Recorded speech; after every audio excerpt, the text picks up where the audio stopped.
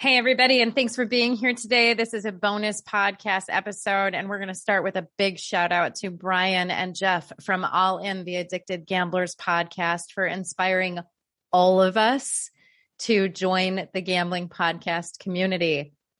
Big thanks from me. This is Terra. Thanks, Brian and Jeff. This is Danielle. Thanks, Brian and Jeff. Because Brian, you saw something in Danielle and I, you gave us an opportunity to, do a trial run on your all in podcast that you felt that we should go off on our own. So thank you so much for inspiring us and seeing something that we didn't see in ourselves. So thank you. And this is Christina. Your podcast was one of the first I listened to. And I remember your episode where you were talking about how you'd had your microphone for a while before you started and how it was part of your recovery. So that's what got me thinking along the lines of doing my own podcast. So for that, I am absolutely grateful. Thank you, guys. Hi, everyone. My name's Danielle, and I'm from Gambling Got the Girls. Lucky to be on here tonight. Hi, this is Tiffany K. I'm from Gambling Got the Girls. I'm excited to have this discussion with you guys. This is Terra from the Ambitious Addicts podcast. I, too, am excited to be here tonight. Hi, I'm Christina with the Broke Girl Society podcast, and I'm really excited to talk about this with everybody. So I guess I'll go ahead and start it. How old was everybody when they started gambling? We'll just start with Danielle, and we'll just go around. Awesome. Thanks, Christina. So like I said, my name's Danielle. I started gambling, I would say normal gambling, social gambling, when I was 21. I would go spend $40, leave. It didn't matter if I was there for 5 minutes or 6 hours. I didn't care. And then I crossed that invisible line at the age of 27. And that was in December of 2015. And once I crossed that invisible line, I couldn't stop. So from 27 to 30 was my gambling time frame. And it will be 3 years on July 31st that I am gamble free. How about you, Tiff? All right. Well, Tiffany K, compulsive gambler. My last bet date was 9/22/2019. So I'm about to hit 2 years in a couple months. My gambling started at 21, actually. My parents actually took me to Atlantic City as a celebratory event for my 21st birthday. So my parents were always like gamblers. They always went to Atlantic City. So they felt like, oh, this would be like a really nice like family outing for me to, do the whole 21st birthday with them.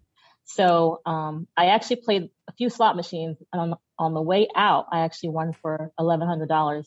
So at age 21 to win that much money was exciting. And that's how it all started for me. How about you, Terra?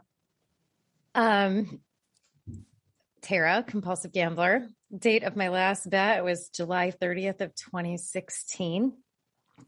I started gambling really young.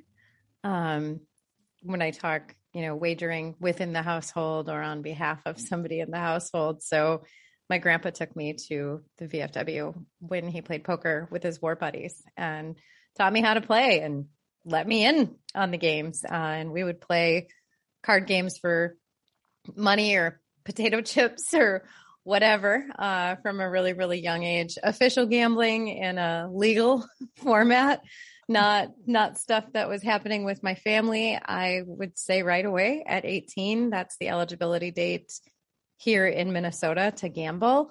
And I was not my birthday, but within that first couple of weeks, the friends and I were going to the casino. You could be out as late as you wanted because they're open 24/7. So I definitely did it when I was 18. And I already said I quit July 30th of 2016. So long relationship with gambling. I think crossing the line and crossing back multiple times through that experience, but it was uncontrolled from the beginning.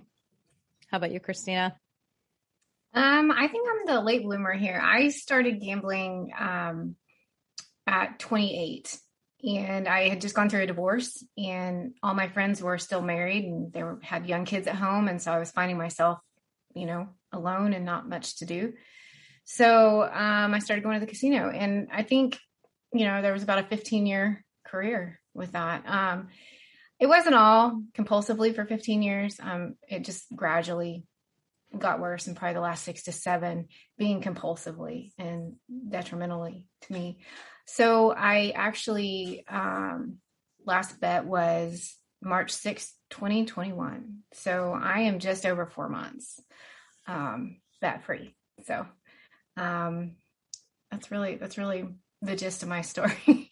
I'm working recovery really hard, and this podcast, my podcast, The Broke Girl Society, is just a big part of my recovery at this point. So yeah, that's me. So I think did I have the longest span, or did you, Terra? Oh, I think I did. Given I first entered casinos when I was 18 and I left. I quit when I was 40. So a little over 20 years. Okay. Yeah. Yeah. And like you, kind of a dance, it maybe wasn't a problem, but there were times even in my early 20s where I spent way more than I should have, brought a certain amount and ended up at the cash machine or what have you to get more, because I wanted the chance to win. Yeah. Didn't we all? Yeah. I think that's one of the things that I love about this conversation. Christina's idea to bring us together for this roundtable type discussion is there is both similarities and differences in our stories. And I think early in recovery, we often focus on the differences, and hopefully all of us together can help people see similarity in at least one of our stories. I have a question for you guys. Oh, sorry. Go ahead. I have a question for you guys.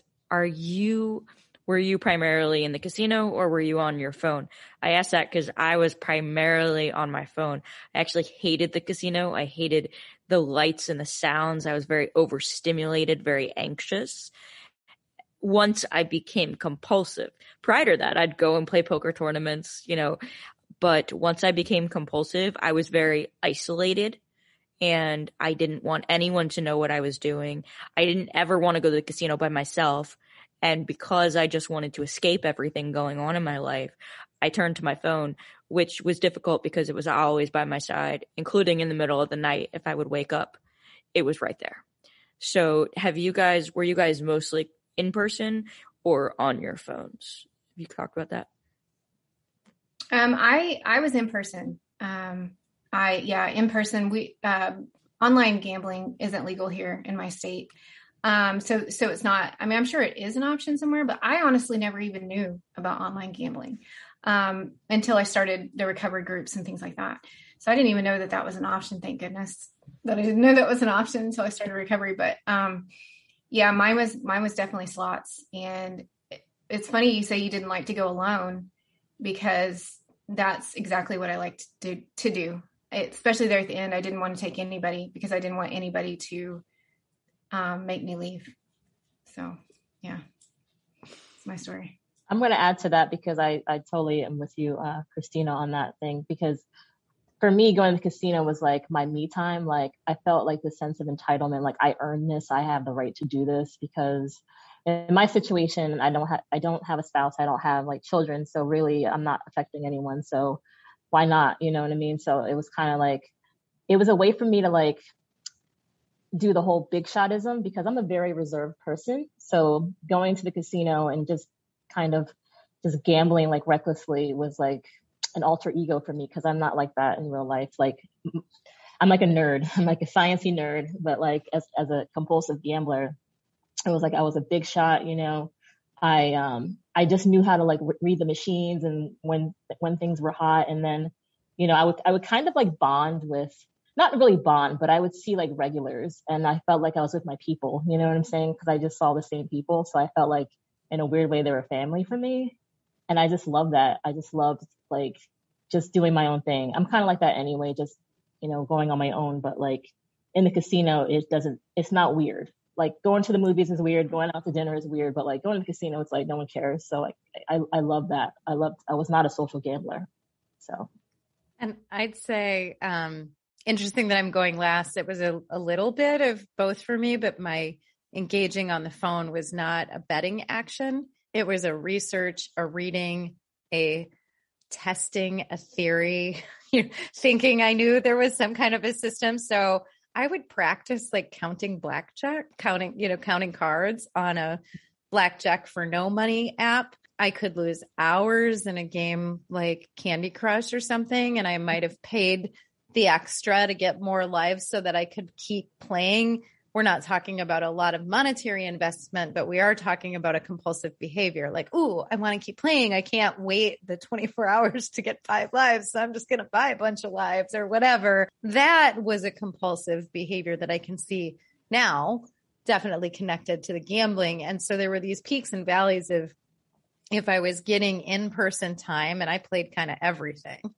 If I was getting in-person time, I didn't really pick the phone up much, but if I wasn't, there was some need to escape within me that would then go into the phone. And for me, it was either like researching a gambling method or stats or fake poker hands or fake blackjack hands to test my methodology of my delusional thinking.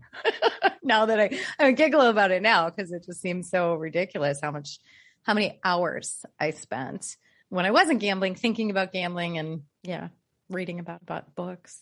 You know what I would do also, and I was trying to like kind of game the system.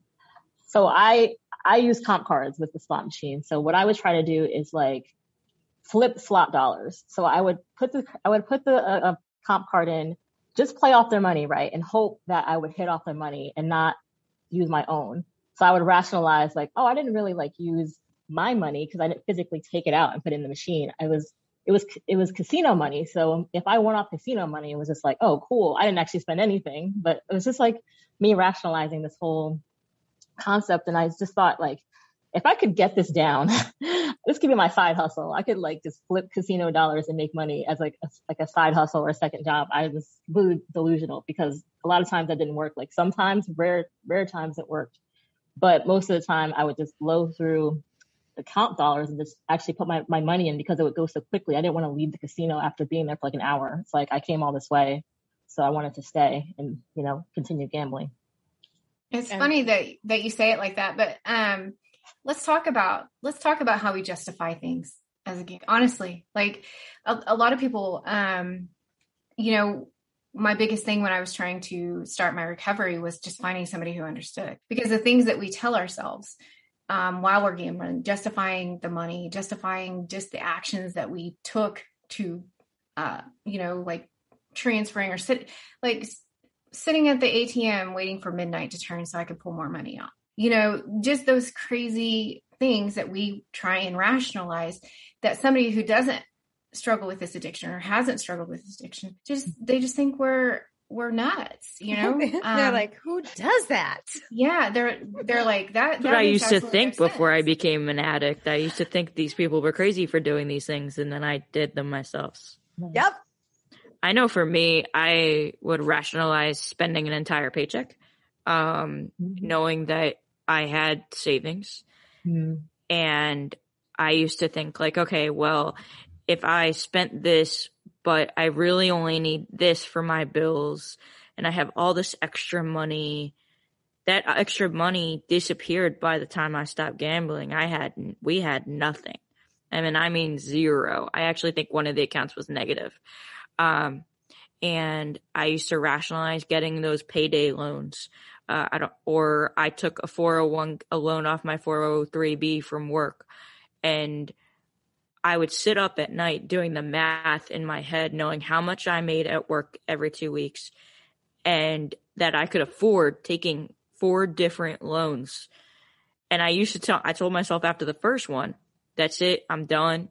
And then I took 3 more because I paid off the credit card and then I maxed it out again. And then I maxed another one out. And it was just completely ridiculousness. But I used to think that I could figure out the math because I am a math person. I'm a nurse in my profession. So I thought like, okay, I work hard for my money and I can afford this. And in reality, I couldn't. But that was the lies that I would tell myself. And I used to say I was not a good liar. I used to not be able to lie to someone's face. If my mom asked me if I liked the food that she made, I'd be like, yeah. And then they'd be like, do you want to try it again? No. And then she knew that I was lying. But damn, was I a good liar when I was gambling. To my husband, to my family, straight to my father's face, who is my idol. My father and I are super, super close. Tiff knows that, you know, lying to these people's faces and justifying it like, no problem, it's all good. Like, that's insanity. Did you guys also do that kind of stuff? Oh yeah. Yes. Oh yeah. Oh yeah. I could probably put all you guys to shame. Oh yeah. I didn't even know who I was by the time I started, just the beginning of this year. And I tell people my story, you know, 6 months ago, well, 7 now, 7 months ago, when I decided that I had to make this choice, I was dying inside, literally. And I was thinking about, you know, dying, you know, literally also, but I was so alone. I was so alone, and I didn't think I could talk to anybody, because I didn't, you know, how could I justify the things that I've done, or how can I, you know, nobody would understand.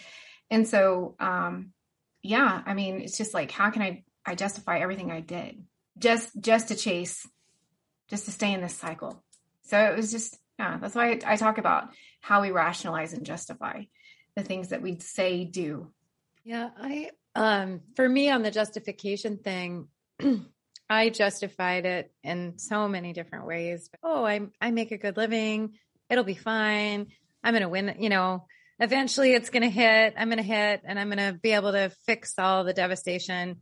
You know, payday loans, not just a 401k loan, but a 401k cash out, multiple throughout my gambling career. Like every 401k, every time at some point came out, and I used it to gamble. I justified moving money from my son's savings account to my savings account because I knew I was going to pay him back on my next payday.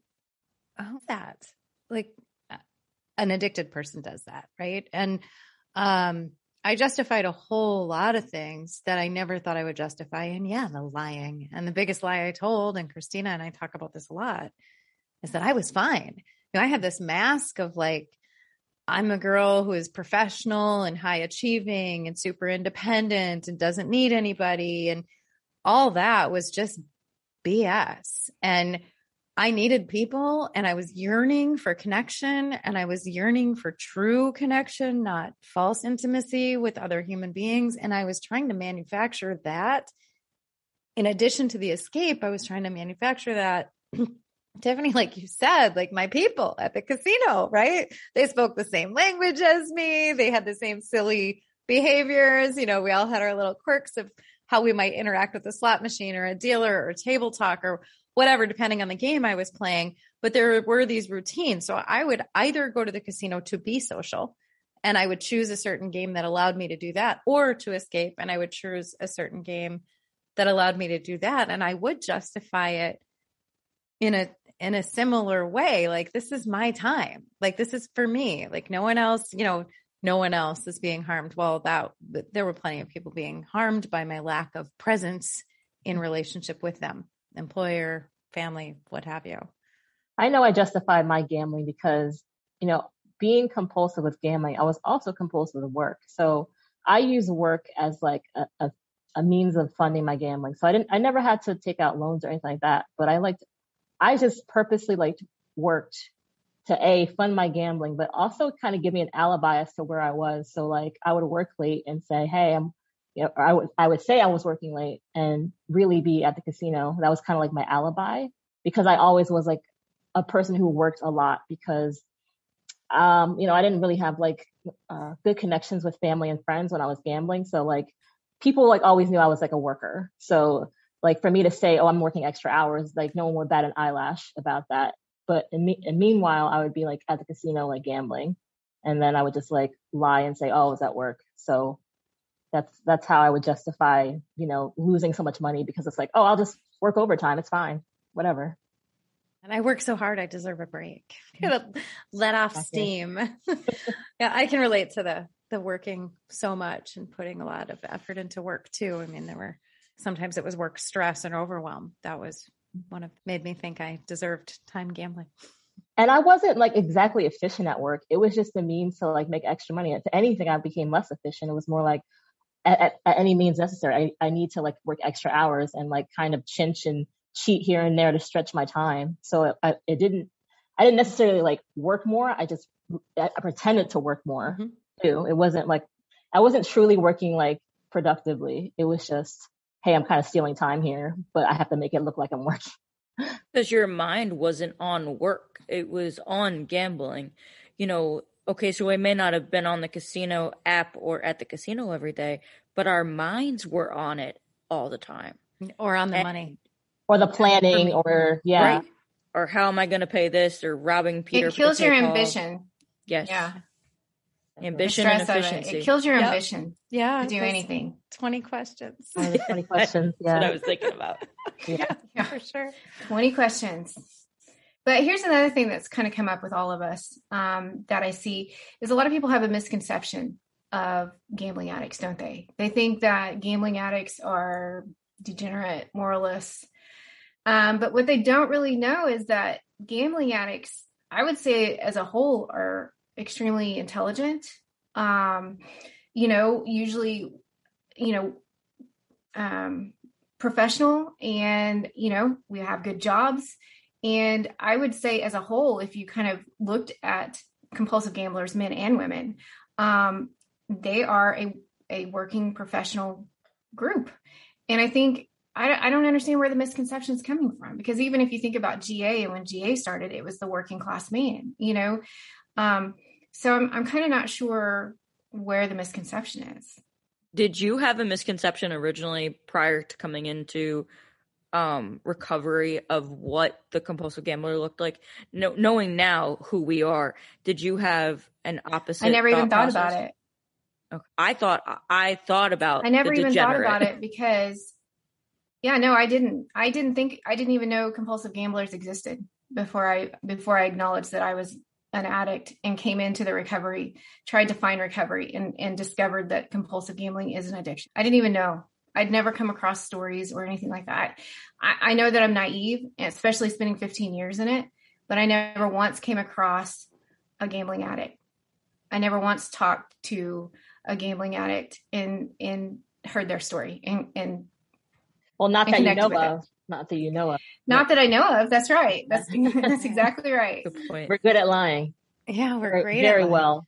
Yeah. We're good at keeping secrets.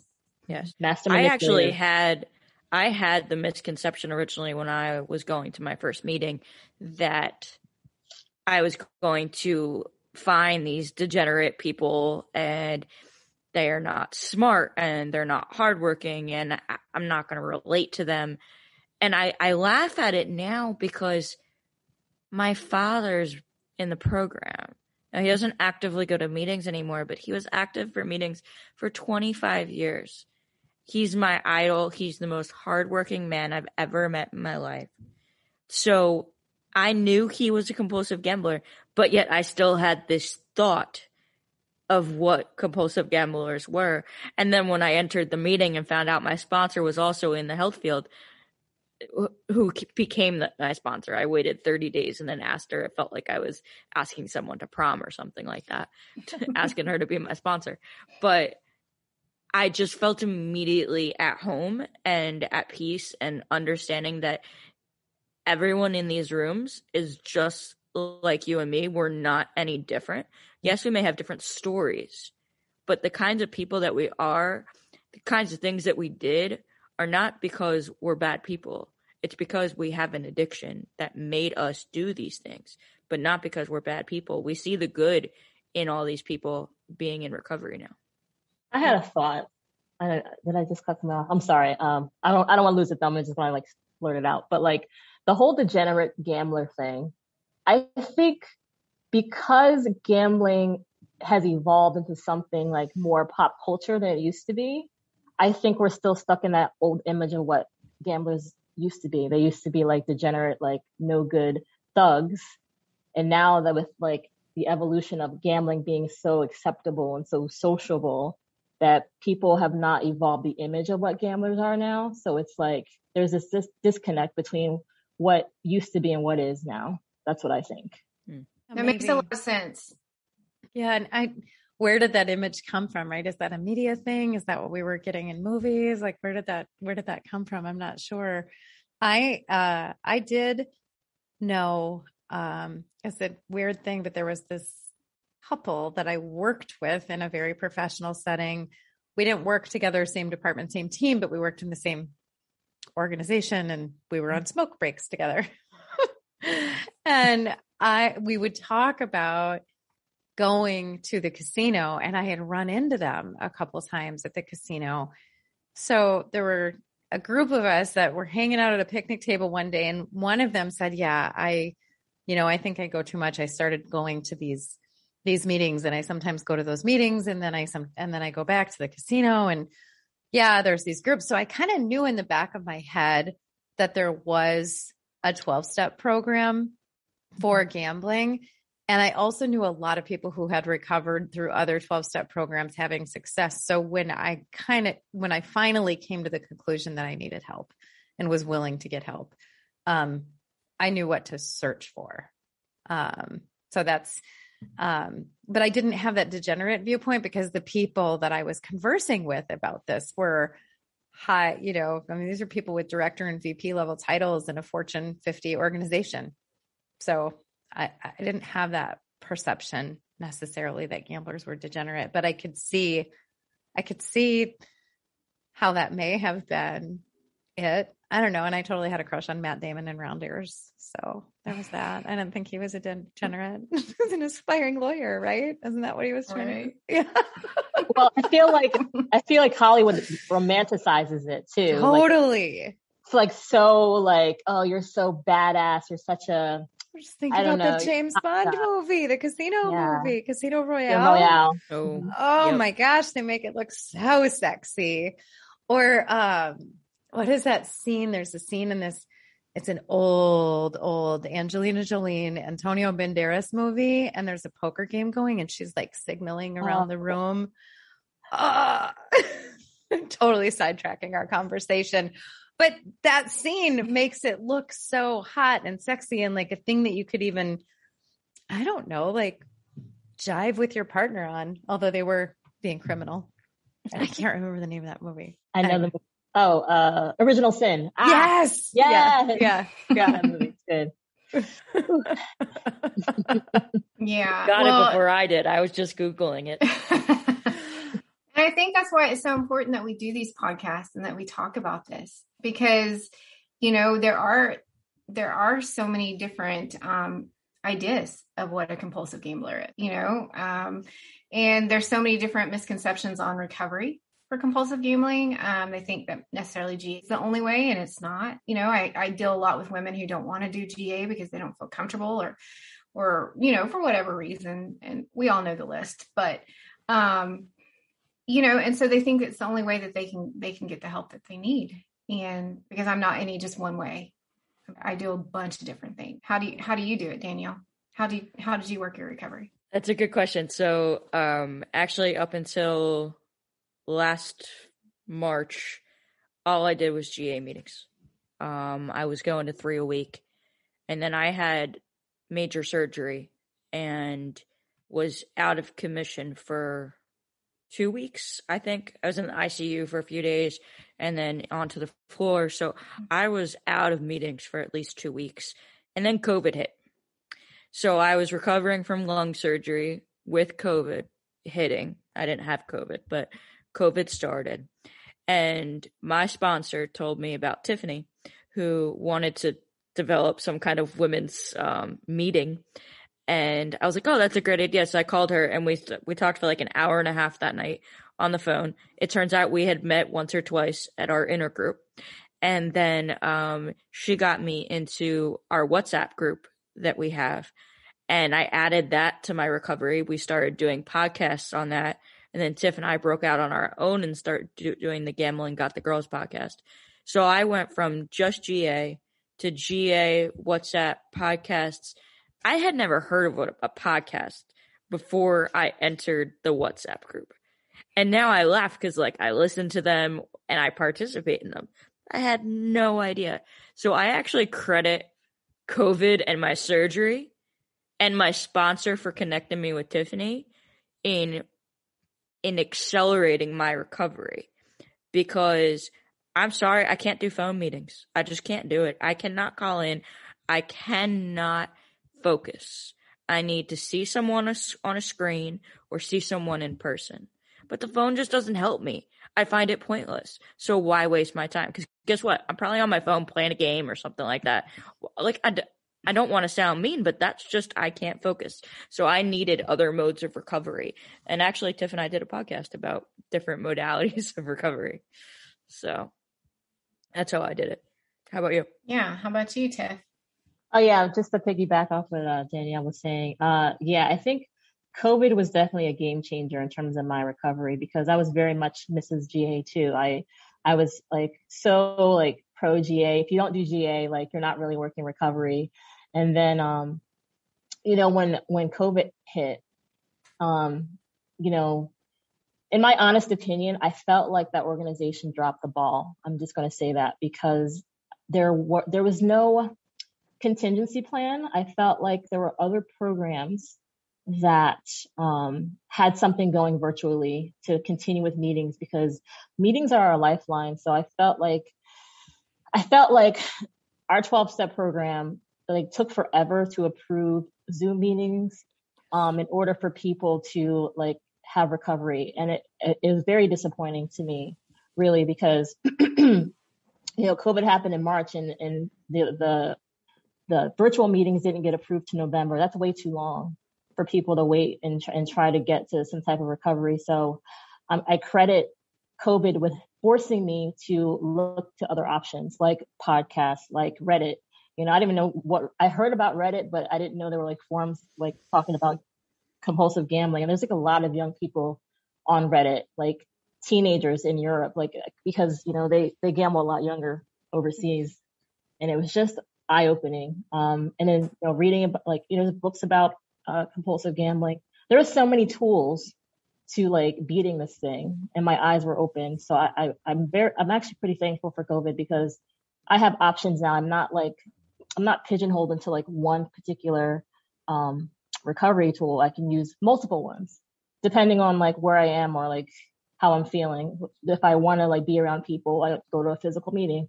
If I'm tied up and I'm busy, but I still want to like listen in on a meeting, I have that option too. So I'm actually pretty thankful for COVID. So that's how I'm working my recovery.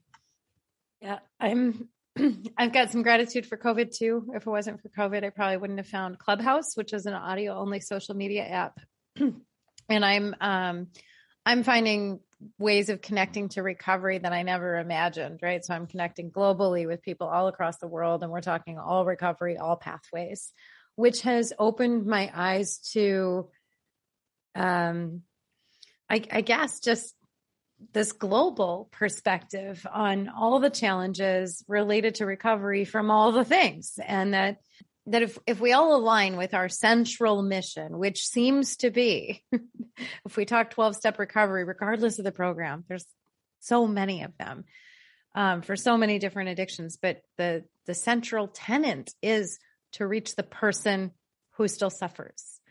And it seems as if, you know, rules and policy sometimes get in the way of that central mission. And so I can relate to what you guys are saying about COVID expanding your recovery, because that's what happened for my recovery with COVID too. And I've learned, you know, methods of other nations and how they treat addicts and how they treat recovery and their approaches and the different types of gambling all over the world and the different language that is used across the globe as well when it comes to how we place bets, and policy and legislation now, you know, having some visibility on a global scale to what happened in Europe and when it comes to sports betting. And here it's coming to the United States, and what can we learn, you know, with all the advertising, and now it's starting to emerge here, and they're petitioning against it and having marches against sports betting advertising. And here we're just starting to allow it. On a more national scale. So it's been really interesting how COVID impacted both my recovery and my awareness.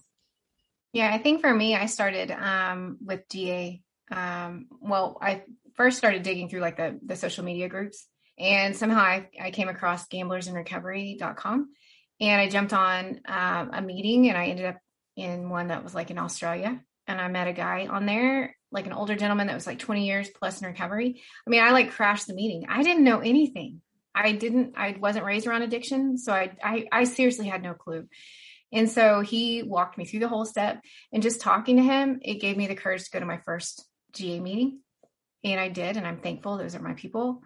And then so right now, you know, I'm 4.5 months in. I attend 3 meetings a week. I work the 12 steps with my sponsor, and I see a therapist biweekly. So I like dove like head in, but I started kind of posting some things on social media, you know, just some encouragement and things like that, just because it was just things I would come across that would inspire me and kind of keep me going on those hard days. And it was through that I met Terra.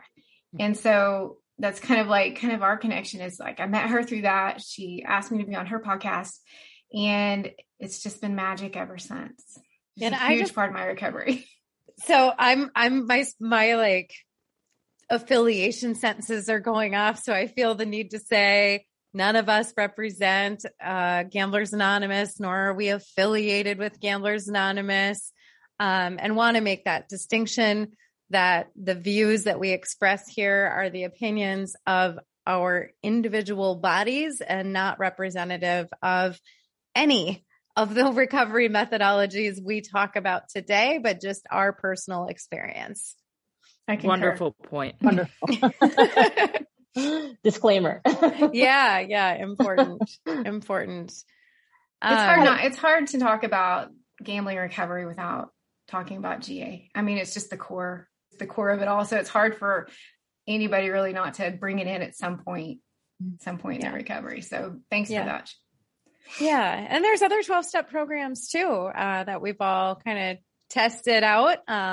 As we've been going, there's a couple I'd love to see what that methodology looks like. I've never attended a SMART recovery meeting. I don't know if anyone else has. But I'm curious about all the ways now. Because is the right word agnostic? Like I'm methodology agnostic, like whatever works for you.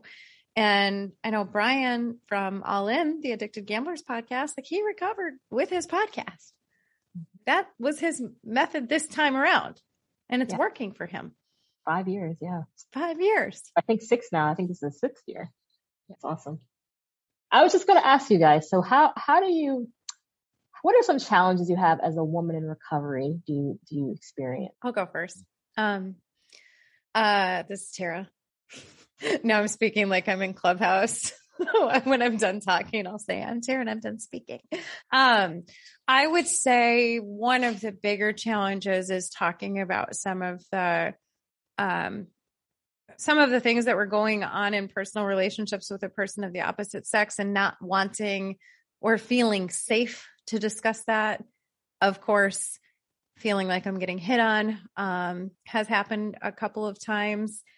And also just that sense of belonging. Before we started recording, I think I shared my very first meeting. I walked into a room full of 3 men, and I'm so fortunate that my very next meeting was kind of a 50-50 representation. And there were women and women my age in that room, which got me very quickly over feeling like I didn't belong. But that sense of not belonging. And also I think the approach a little bit that, we're talking about a program of recovery that was initiated by men mostly in a time that society had views of what women should or shouldn't do. And I think just rooted in that as foundations, that there is some inherent, how to put it, like it's tailored towards maybe the way men learn. I don't know if that's true or if that's just my opinion, but I think about like this conversation, this is recovery to me. Like being able to talk to other women in recovery about what it's like and what it's not, and having circular back and forth conversation, like no crosstalk. Does that work for us women? I don't know. Like I kind of want to feedback and be like, yeah, me too. Oh, what about you? And so that no crosstalk rule was is hard for me. And I don't know if that's a female nature thing. I feel like it might be, but anyway, so I would say those are some of the challenges. And then also the maternal guilt. Christina, you brought this up earlier, and I know I'm the mama in the room. That mom guilt, man, it's talking about that in a multi-gendered room, uncomfortable for me. So that's what I've got on that one. I think my biggest struggle, in like my GA meetings, when I first went, it was just men. It was 3 men, when I first started going, and then, a few women started coming, but it's still mostly men.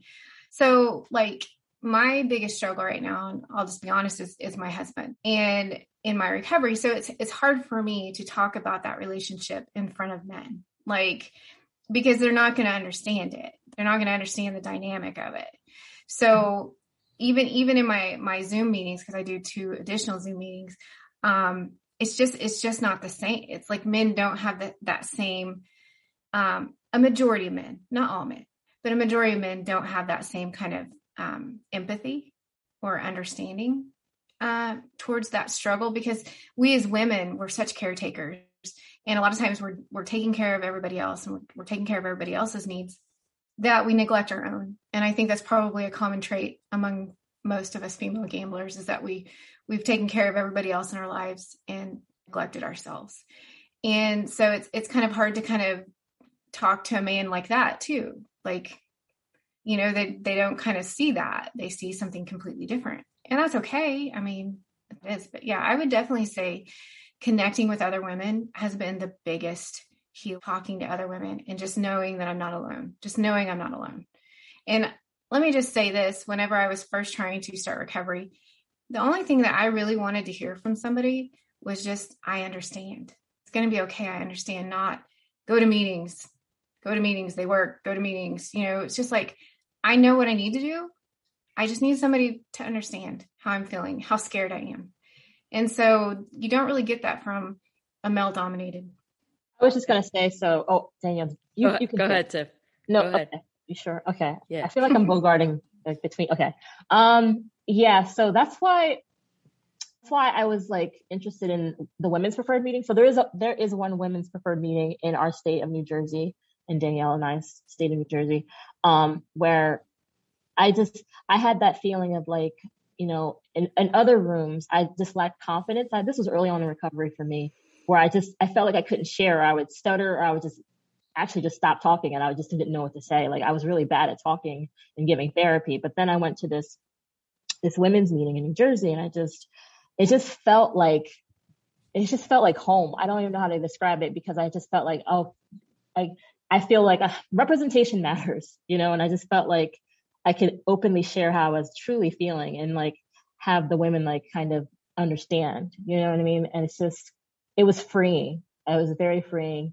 And I took that, like, it helped build my confidence to like go to other meetings, like other co-ed meetings, because I'm not like the type of person that's just going to do like women's only or women's preferred meeting. I don't want to ever like, I never want to like limit myself in that way. So like, I just wanted to build my confidence in the women's preferred meeting and take it to other meetings. And it helped me a lot. That's why I wanted to start something for the area, the region in which Danielle and I live, because I just felt like it was so powerful. The experience was so great. I felt like women in our area needed it too. And then COVID happened, and then we just resorted to like the Zoom meeting, which is really actually pretty great because anybody can access it. So I just love the fact that we've had this now over a year, and we've been able to like, you know, have this meeting and meet women from all over the country, some outside the country. It's amazing. So I really appreciate a women's preferred meeting. I feel like everyone should have that as an alternative, you know, in addition to what you're already doing too, just to have like that extra meeting and to experience that. We have one here, and I haven't been to it yet. We do have one in here in Minnesota. But I'm appreciating stuff like this where I get women only, and in Christina's Broke Girl Society group, and in my group, it's kind of like all women, or not all women, but all people who identify with the pronouns she, her, and hers. Which, yeah, there's something unique there. What about you, Danielle? I think originally when I came in, my first meeting, you talked about how your first meeting was mostly guys. And then it was kind of split. Now it's more split, and actually now it's more women in my one room that I actually run. But when I first came in, there was 2 females and 1 male, and it was a small room, and my dad. So it was basically split 2 and 2. And then the next night I went to my Thursday night meeting, which Tiff's been to a few times. And I'd say 90% of the time, I'm the only female in there. And that can be uncomfortable, especially when I'm trying to talk about things that are going on in my life right now that are not necessarily things I feel comfortable sharing with men, right? And that's kind of the reason why I also wanted to have a female sponsor. And Tiff and I have talked about this as to the importance for myself, at least. I can only speak for myself right now, of a female sponsor, because there are things that have happened in our lives that we may just not feel comfortable speaking about with a male. And then you get a situation, which I'll share. We had a female person in the room, and she had a male sponsor.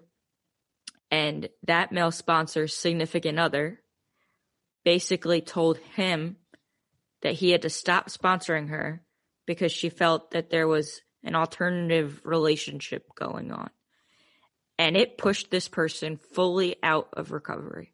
It pushed them away, and they have never been back since. And that was very devastating, because it really comes down to the significant other's trust issues and her own issues itself, than obviously the person that was being sponsored.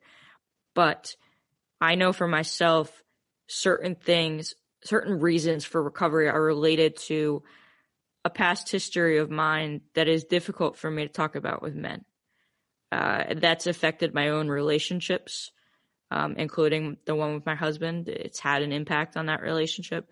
And I think that being able to talk with women about something like that is just really empowering.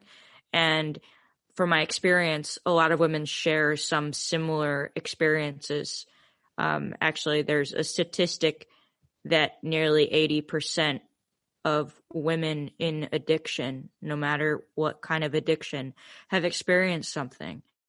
And that, to me, I've been in a room where it's just 5 women and every single one of us said yes.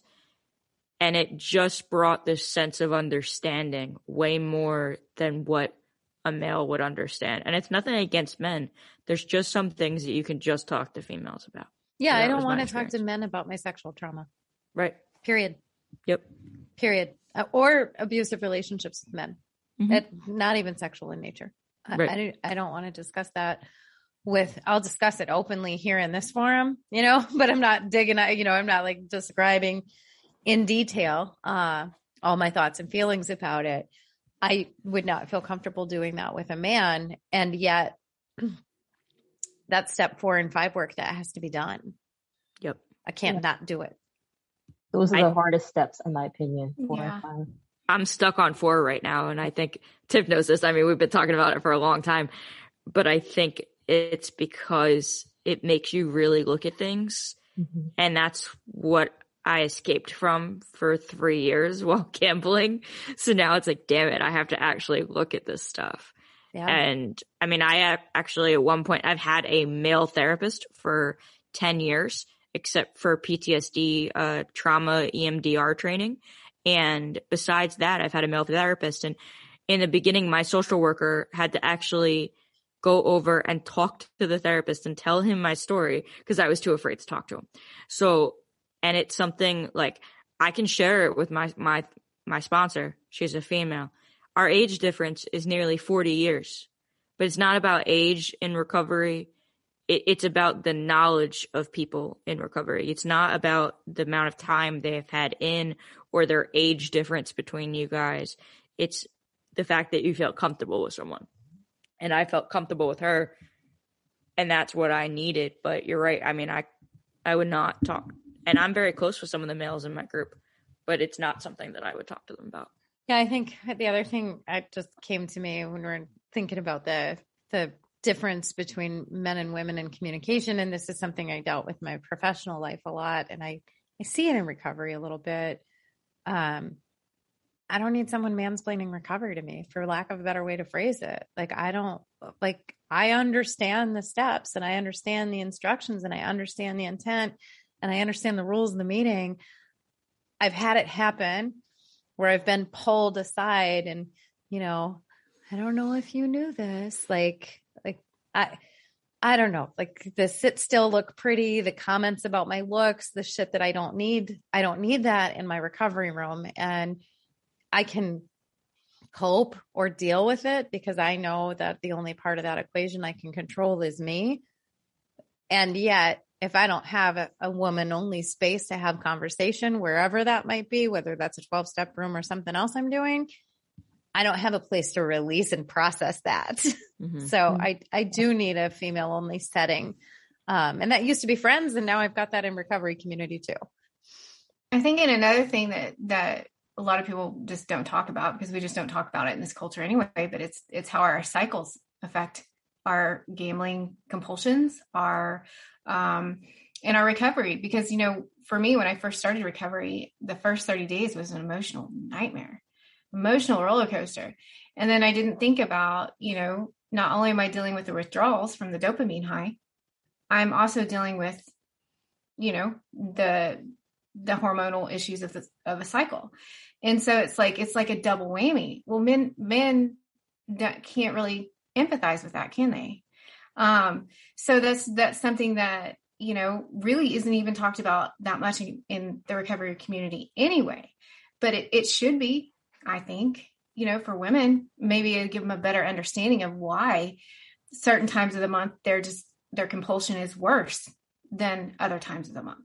And maybe if they had an understanding about it, and maybe if we had some science behind it, maybe we'd do something about that. That's really interesting. I didn't even think about cycles. It's totally hormonally driven. That makes total sense, but I did not even think about that. So that was like a really good point. Yeah.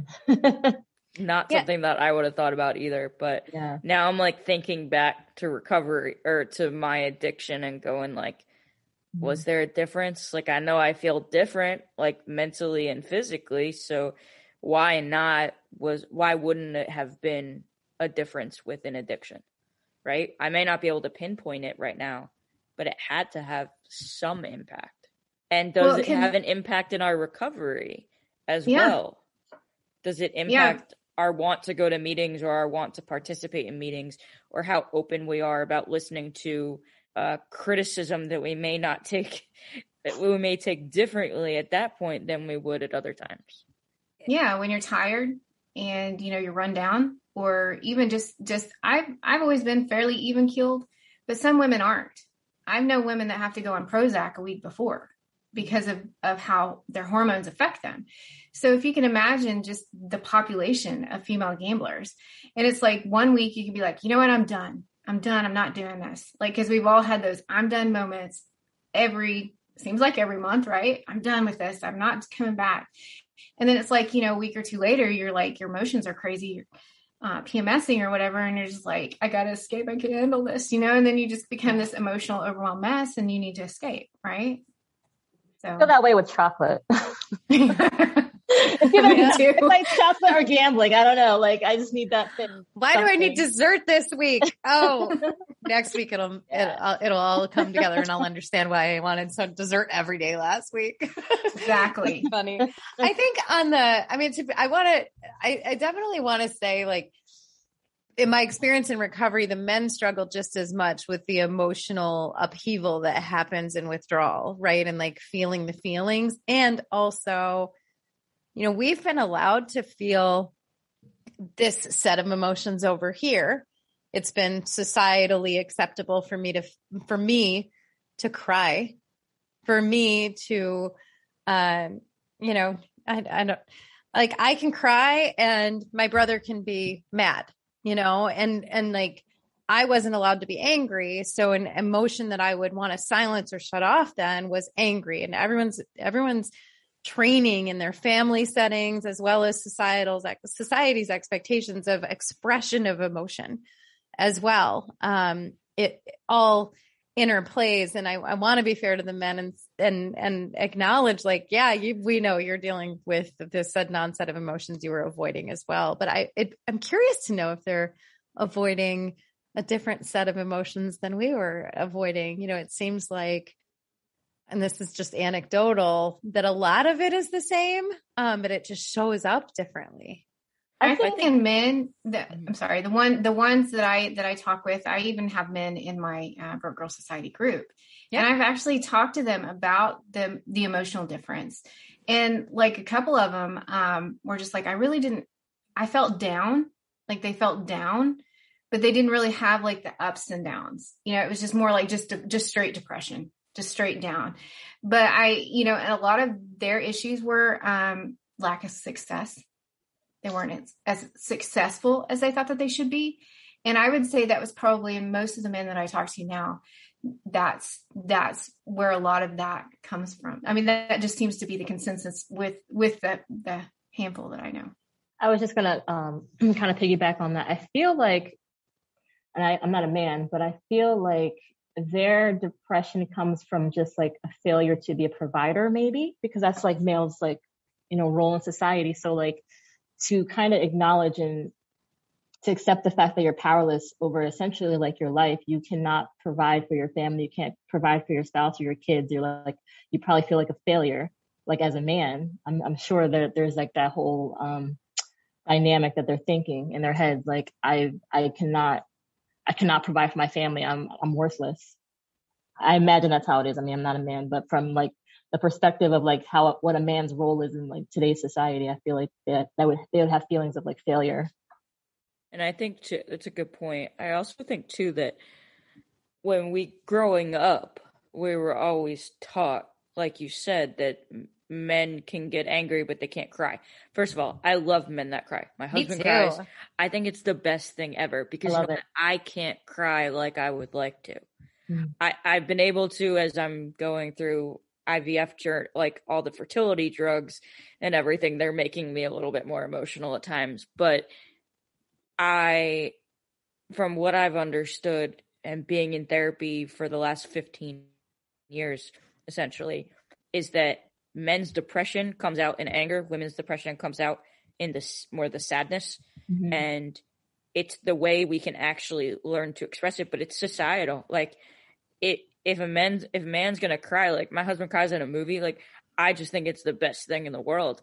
I wish I could show emotions like that. So for me, like women cry, but I never allowed myself to feel emotions, and that's what I kind of ran away from, any feeling of emotions at all when I was gambling. So now I come to recovery and I need to understand my emotions, which I didn't understand for my entire life because my brain just did what it wanted to do and I just ran away from it.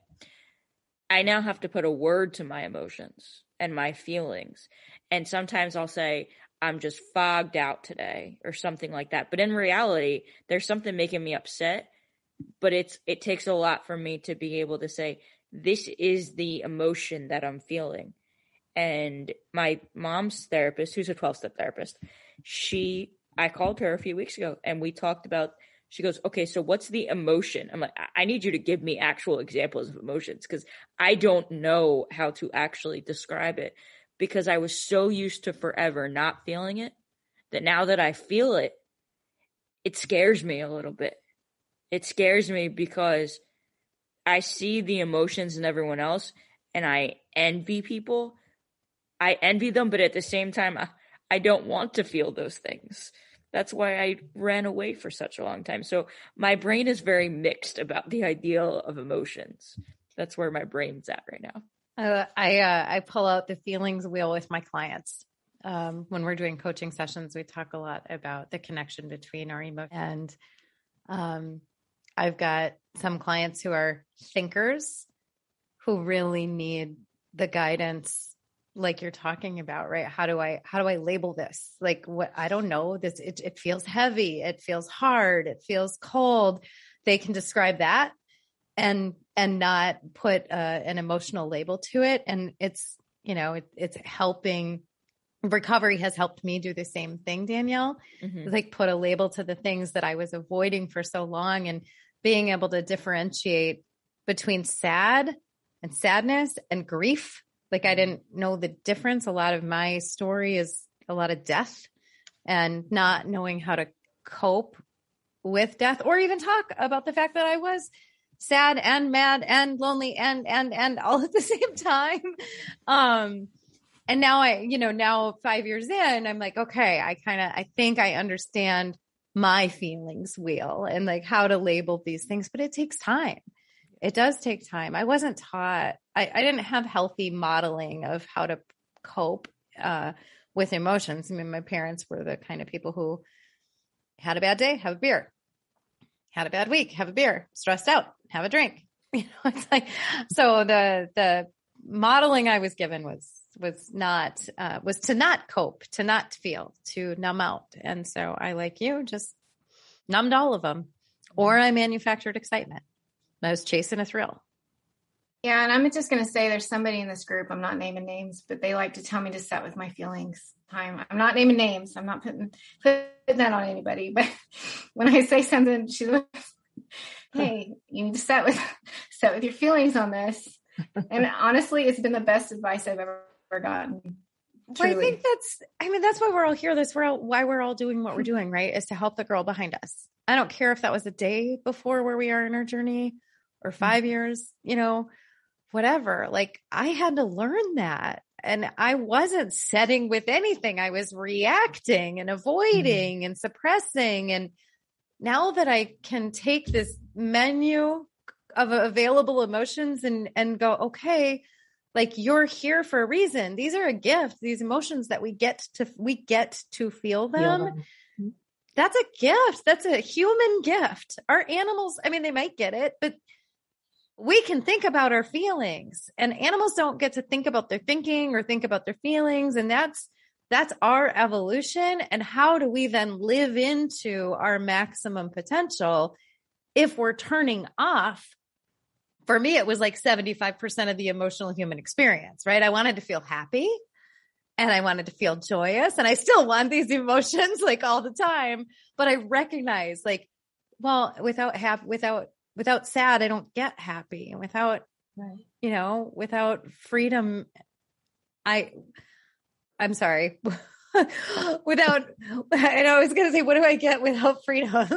Like, I want appreciation, freedom, but I appreciation for the freedom. Yeah. I don't understand powerlessness, and I can't name powerlessness if I can't name free. Like powerlessness for me was like being imprisoned in my own insanity of addiction. Right now I know what freedom feels like. If I wouldn't have had powerless, would I really know what freedom feels like? I don't know. So I see all these emotions that I was avoiding now today as a gift of the human experience. But I sure didn't used to. I agree with that because, the gambling for me was just a way to shut off my feelings. And I think the hardest thing early on in the recovery is like you start feeling all those feelings, like they just rush back to you. And it's just like, whoa, like this is too much to handle. But I think at least as I continued my recovery, I became like less sensitive to it in terms of like it being so jarring to like, oh my God, I can't stand this feeling. It was like, this is like human. This is normal. It's not going to last forever. Cause I think in the moment, in the struggle, it feels like forever, and it's like, it's not like these emotions they're constantly changing, and just, you just have to like realize that like, the negative feelings aren't forever and the positive feelings aren't forever either. It's just like, you just go with it because that's just how life is, and I just feel like I'm thankful for all the feelings, even the shitty ones, because I know on the other side of that, I'll have joy and I'll have happiness. So it's good. I think the point about being thankful for the feelings is important because I was so numb for such a long time while I was gambling that even though I may not like how I'm feeling, I recognize the beauty in the fact that I'm actually feeling it. Because if I was feeling it and I wasn't in addiction, or if I wasn't in recovery, I'd be right back out there gambling again because I didn't want to deal with it. And my mom has to remind me sometimes, these are good things this is a good thing that you're feeling this way, or it's okay to feel this way. Yeah. I've been dealing with some significant depression issues on and off, a lot because of the medications that I'm on right now with the fertility treatments. And I've been beating myself up about feeling this way. And my mom's going, no, this is normal. You can feel this way. It's okay to feel this way. But because I have codependency issues on top of my gambling addiction, I need this like codependency issues. Yes. All right. Raised. I love this. I feel so connected to you guys. This is amazing. But you know, I need to hear it from someone else that it's okay, because one of my major character defects, and this has come up when I'm starting to do the step 4 work, is my inability to trust myself and my own judgments. I don't trust myself. I have such low self-confidence that I lean on other people to give me the answer. Yes, you're doing a good thing or you're doing a bad thing. Like, I'm hoping as I continue in my recovery that gets better. And I think it's gotten a little bit better, but damn, do I have a long way to go. I think we all do. I think that's something that's just going to be a constant thing to work on. You know, I didn't even know anything about codependency until I started therapy, and Terra's really big into the codependency too. And when I say, you know, sitting with your feelings, that's been one of my biggest coping tools, is learning to sit with my feelings, learning to be bored, you know, because I'm still fairly new in it. So my emotions are still like, they're leveling out, but, you know, having to sit through situations that normally would have made me leave the house, just having to sit there and kind of like learn, like process those feelings. You like, yeah, they're horrible and I don't want to feel them. But after the first, you know, handful of times that I've had to sit there and process my feelings, you do kind of get a little more comfortable with it. Like you start, and it kind of changes the way that you think about things. You know, like for me, it was just like, I can handle this. I don't. Yeah, the only way to the other side of an emotion is through it. And it looks like maybe we lost Christina for a second. So I'll just chime in and be overlapping what she was saying. Were you done with what you're saying, Christina? I see you're back. I don't even know where I left off, but yes. I feel good with sitting with my feelings now. I think that was the point of it. That was your point. That was your point. Yeah. The emotional maturity is something that, you know, we don't get if we don't have our feelings, or acknowledge them or sit with them or learn that. Tiffany, were you going to say something? Yeah. I mean, just feelings are great. I mean, I am not the type of person that likes to like share my feelings, or I feel like I used to be that way because I thought that like I couldn't relate to anybody. But, you know, like going to these different rooms and like experiencing what I'm experiencing, especially with other women, it's like I have a camaraderie that I feel like open to speak and tell my truth, and it's okay. Like I don't need to feel guilty. It is what it is, you know, and I feel comfortable in doing that. So feelings are really important. And I don't know, like I liked what Christina said about being bored, because it's like hard to, at least for me, it was hard to accept that I may never experience something as exciting as gambling was for me. Like, I just think to myself, is there anything that's going to ever excite me like gambling did? And there are some things that come close, but I think it's just accepting that fact that I may never feel that type of, and it's not even really excitement. In my opinion, those feelings were of mania and obsession. That wasn't like passion. That wasn't love. That's completely different. Like, I feel like I have passion for Zumba. I really do, because I love Zumba, and I have passion for chocolate, and I have love, you know, but like the gambling was like an obsession, and it wasn't healthy. It was just like this obsessive, impulsive thing, not healthy at all. So I'm trying to delineate between like my like excitement and my love for gambling. It really wasn't love. It was just this unhealthy addiction. Yeah, the boredom. So in recovery rooms, we think broad-based recovery, the phrase HALT comes up a lot. Hungry, angry, lonely, tired. And I've been observing some conversation. I'm also a total nerd. And so I'll let you guys in on a little thing that I'm thinking about for a new acronym. Maybe this is unique to gamblers, but maybe it applies to people broader, but are you guys Star Trek fans by chance? I'll be honest, I've never seen it. Okay. I like Star Trek over Star Wars. So Okay. Next Generation though. So are you familiar with Borgs? Yeah. So for Danielle's benefit, I'll read the wiki entry. They're an alien group that appear as a recurring antagonist in Star Trek. They are cybernetic organisms linked in a hive mind called the Collective. They are trying to force assimilation by injecting blah, blah, blah into the body. Their ultimate goal is achieving perfection. So in my mind, we need to look at Borgs as an acronym that also we should be on the lookout for. And that's boredom, overwhelm, regret, guilt, and shame. Those, and shame being that very last one, because shame is our sense of not belonging because we haven't assimilated and we're not like everybody else. And because we're striving to be this perfect version of whatever we think perfect is supposed to be, even though there's no such thing. So that's my new little, if we're going to halt, we also need to find out if we've been invaded by a Borg or by Borgs. Oh my God. I'm wondering though, is it going to be like, late 30s and up that get that? Well, no, because there is a new Star Trek. I saw that. I mean, Star Trek Picard. They don't even have to get the Star Trek reference. They just have to spell it out, right? Like, they're big invaders for me though. Boredom, overwhelm. The word Borg just sounds like it just sounds like a blob of like an invasive species, right? It's like, this sounds like this thing that just is like hanging out. I don't know. I'm writing this down of the acronym. Can you repeat it? Yeah, so that I can write it down? Let's make this a thing. Yes. Boredom, overwhelm, Okay. regret, guilt, and shame. Love it. Can I tell you, when I entered recovery, I felt 4 out of those 5 things. I felt overwhelmed, I felt regret, I felt guilt, and I felt shame.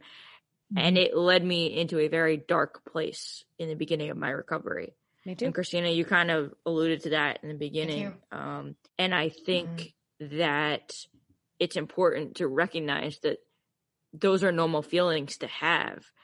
What we have to recognize is we may also experience those feelings later on in recovery because of whatever life is throwing at us. Because I always say, like, life doesn't stop just because we're not gambling anymore. I actually think life can get a lot worse, as in the problems present itself instead of being just bombarded or thrown in a closet or thrown under a rug. So these are just like your halt. This is a thing to be on the lookout for. If I'm feeling any of these things, what can I do to deal with it? Because if I don't deal with it, I'm potentially going to relapse. Right. Like, I need self-care in this moment. Right. And hungry, angry, lonely, tired, those can be addressed kind of immediately, but overwhelm and regret and guilt and shame, those are the kinds of emotions. Like, how do I process this one? Like, and they're chronic, like they just linger. Yeah. If we don't deal with them, they sure do. Yeah. And this is what I like to say when it comes to when I talk to other women who are just starting recovery or scared to start recovery, is I say, you've survived 100% of what's been thrown at you up to this point, right? Survived 100% of what life has thrown at you. And when they talk about recovery, and I'm like, in recovery, you will survive 100% of what that brings you, and you're going to be better for it. So, because I think people sometimes get the misconception, they get this perfect idea of recovery. Like, oh, today's the day, I'm never gambling again. And then, there are quite a few women who can say that and I know several who never went back, but they've got to be more realistic that relapses happen. It's just staying focused. It's staying, getting right back on the horse, because I started in January, I relapsed at the beginning of March, and I've been vet free since, but I did things differently. I showed up differently. And so sometimes it takes a few times to kind of get your footing and figure out what's going to work better for you. And so I think when women get this idea of recovery and then they don't meet it, they relapse, they get this sense of like, I can't do this, or the sense of failure. And it takes them right back. And so it's just like, my biggest thing is like, don't have a perfect idea of recovery. Just focus on staining and working towards it. But that's the biggest thing I like to say when I talk to somebody, because I built it up and failed, but I just decided to come back stronger and do it differently. I think as a society, we need to normalize failure. absolutely. Failure doesn't mean stop trying. Failure means try a different way, try another way, try again. I mean, we were learning how to walk and ride bicycles. We didn't stop when we didn't get it right the first time. We kept going because we really wanted to walk or ride a bicycle. Recovery is the same way. It makes you evaluate. Okay, it's like, what went wrong, or what did, and it's a good thing. Failure is good because it forces you to do something differently that you normally wouldn't do. Like, I think our default behavior is things that we've always done to our own detriment a lot of times. So it's like trying to break through like that resistance of change is good. Well, we talked about halt and tired, and I know it's late where you guys are. And so we probably should wrap it up so you can have some self-care incorporated. And I know Danielle's on the end of a long work day, and it sounds like a long work week ahead. I literally have a bathtub of water waiting for me. Oh, does it smell good? That sounds like a great idea. Yeah. I had mentioned this on the last podcast, maybe the podcast before, but I do a bath every night. I'm serious. I put Epsom salt in there, shower gel, whatever, like rose, lavender, whatever. It's amazing. And then I put on 80s music because I'm an 80s baby. So like new wave, like 80s music, and I have candles and I have the bubble bath. And sometimes I read a book most of the time I'm just like zoning out and just jamming to like the 80s music because it's just amazing. So that's my awesome. care. That's awesome. Try it. So as we wrap up, I'm curious. So I just want to, I think for the benefit of the listeners who maybe haven't met everybody here, right? Because we're going to co-broadcast this on each of our respective shows. Let's just take a second to talk about kind of what is your podcast in terms of who are you trying to reach? And then the name of it, of course. So Danielle and Tiffany, do you guys want to talk about kind of what you're doing with Gambling Got the Girls and what you want listeners to get out of it? Go ahead, Tiff. You're very good at explaining it. No, I mean, my vision it's changed. It's changed since it's come into like our own, because like it started off on the All In podcast. So we didn't have as much control in terms of we had control of the content and whatnot, but like the editing and then posting it and like all that responsibility of like putting it together is all on us now. So it's like, it's empowering. I think it's great. What I see happening is just awareness, just bringing like the whole gambling addiction to like the forefront, because I feel like it is an addiction that's so it's not taken seriously, in my opinion, just because there's no physical substance with it. It's a mental illness. And also too, gambling is so acceptable. It's like encouraged now. It's like everywhere.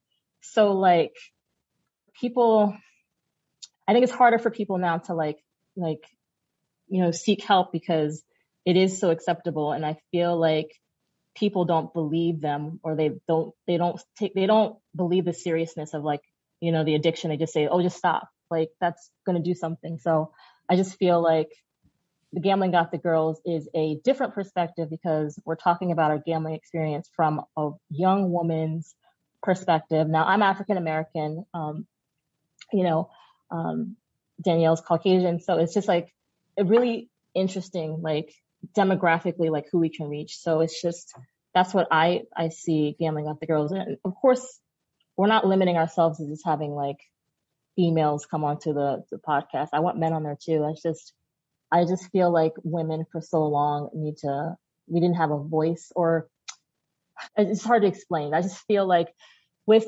societal changes, women are out there and they are gambling. So I feel like we have a voice that needs to be heard.